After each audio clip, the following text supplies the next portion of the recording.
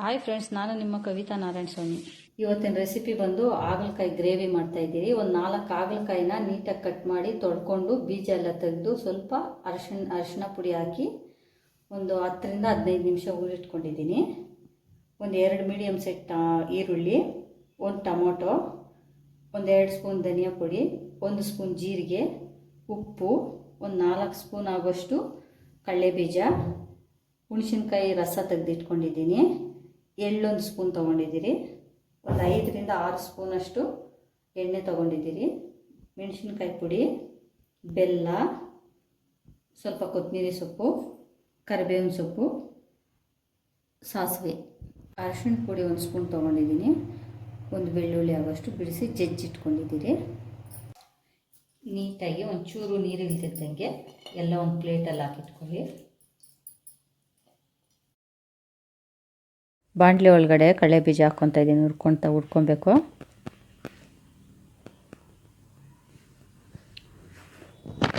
ಒಂದು ಸ್ವಲ್ಪ ತುರ್ಕೊಂಡ್ಮೇಲೆ ಜೀರಿಗೆ ಹಾಕ್ಕೊತಾ ಇದ್ದೀನಿ, ಎಳ್ಳು,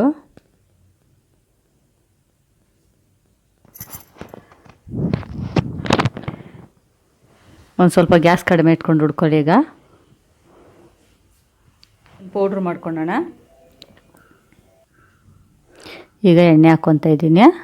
ಅದೇ ಬಾಣಲೆಗೆ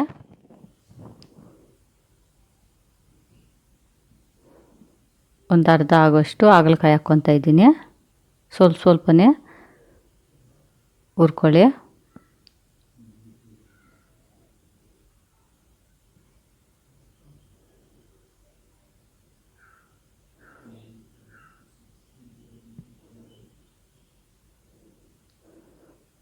ನೀಟಾಗಿ ತಿರುಗಿ ಕೊಡ್ತಾಯಿರಿ. ನೀಟಾಗಿ ಬ್ರೌನ್ ಕಲರ್ ಬರೋವರೆಗೂ ಬೇಯಿಸ್ಕೊಳ್ಳಿ.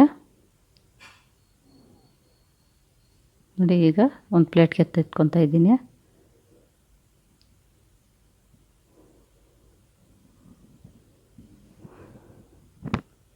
ಅದರೊಳಗಡೆ ಆ ಎಣ್ಣೆ ಒಳಗಡೆ ಸಾಸಿವೆ ಹಾಕ್ಕೊತಾ ಇದ್ದೀನಿ.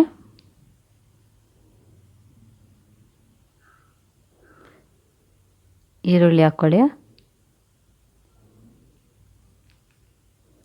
ಈರುಳ್ಳಿ ಸ್ವಲ್ಪ ಫ್ರೈ ಆದಮೇಲೆ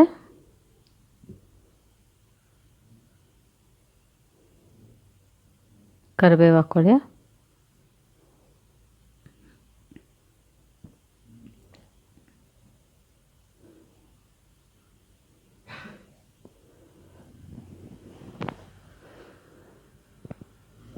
ನೀಟಾಗಿ ಒಂದು ಸ್ವಲ್ಪ ಹೊತ್ತು ಫ್ರೈ ಆಗಲಿ. ಈಗ ಟೊಮೊಟೊ ಹಾಕ್ಕೊತಾ ಇದ್ದೀನಿ.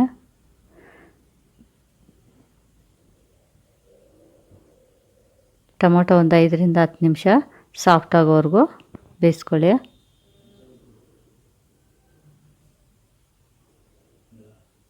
ಈಗ ಅರಿಶಿಣ ಪುಡಿ ಹಾಕ್ಕೊತಾ ಇದ್ದೀನಿ.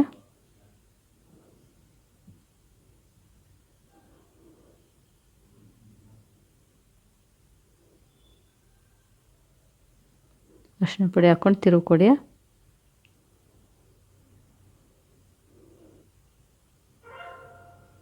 ಈಗ ಹಾಗಲಕಾಯಿ ಹಾಕ್ಕೊಳ್ಳೋಣ.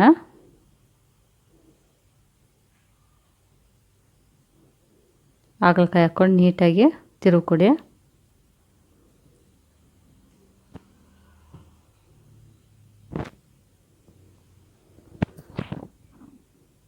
ಈಗ ಧನಿಯಾ ಪೌಡರ್ ಹಾಕ್ಕೊತಾ ಇದ್ದೀನಿ.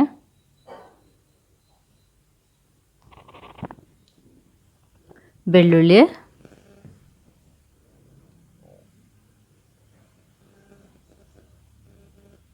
ಖಾರದ ಪುಡಿ ಹಾಕ್ಕೊತಾ ಇದ್ದೀನಿ. ಹಾಕ್ಕೊಂಡು ತಿರುಗಿ ಕೊಡಿ.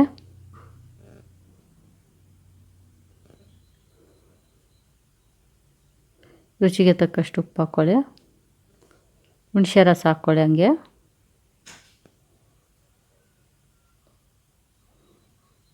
ಈಗ ಸ್ವಲ್ಪ ಬೆಲ್ಲ ಹಾಕ್ಕೊತಾ ಇದ್ದೀನಿ, ಒಂದು ಅರ್ಧ ಸ್ಪೂನ್ ಆಗೋಷ್ಟು. ಕೊತ್ತಂಬರಿ ಹಾಕ್ಕೊಳ್ಳಿ.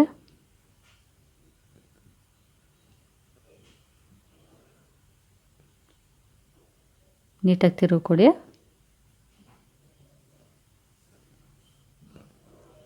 ಈಗ ರುಬ್ಬಿಟ್ಕೊಂಡಿರೋಂಥ ಪೌಡ್ರ್ ಹಾಕ್ಕೊತಾ ಇದ್ದೀನಿ. ಕಡಲೆ ಬೀಜ ಜೀರಿಗೆ ಎಲ್ಲ ರುಬ್ಬಿಟ್ಕೊಂಡಿರೋಂಥ ಪೌಡ್ರ್ ಹಾಕ್ಕೊತಾ ಇದ್ದೀನಿ.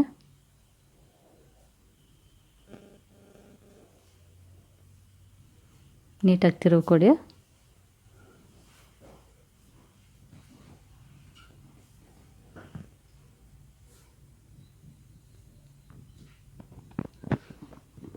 ಒಂದು 5 ನಿಮಿಷ ತಿರುವು ಕೊಡಿ.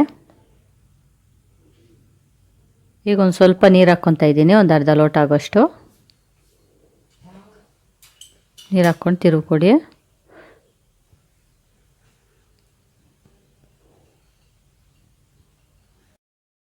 ನೀರು ಹಾಕ್ಕೊಂಡು ತಿರುವು ಕೊಡ್ತಾ ಇದ್ದೀನಿ. ಎಣ್ಣೆಲಿ ಫ್ರೈ ಮಾಡ್ಕೊಂಡಿರೋದಕ್ಕೆ ತುಂಬ ಹೊತ್ತೇನು ಬೇಯೋದು ಬೇಡ. ಈಗ ತಟ್ಟೆ ಮುಚ್ಚಿಟ್ಕೊತಾ ಇದ್ದೀರಿ ನೋಡಿ. ಒಂದು 5 ನಿಮಿಷ ಆದಮೇಲೆ ತಟ್ಟೆ ತೆಗಿತಾ ಇದ್ದೀನಿ ನೋಡಿ. ಈ ರೀತಿ ಎಣ್ಣೆ ಬಿಟ್ಕೊಬೇಕು ನೋಡಿ. ಈ ರೀತಿ ಗಟ್ಟಿಯಾಗಿ ನೋಡಿ ಕಟ್ಟಾಗಬೇಕು. ಹಾಗಲಕಾಯಿ ನೀಟಾಗಿ ಬೆಂದಿದ್ದೀರೋ ನೋಡ್ಕೊಳ್ಳಿ. ಈಗ ಆಗಿದೆ. ಬೌಲಲ್ಲಿ ಎತ್ತಾಕ್ಕೊತಾ ಇದ್ದೀನಿ. ಹಾಗಲಕಾಯಿ ಗ್ರೇವಿ ರೆಡಿಯಾಗಿದೆ. ಧನ್ಯವಾದಗಳು.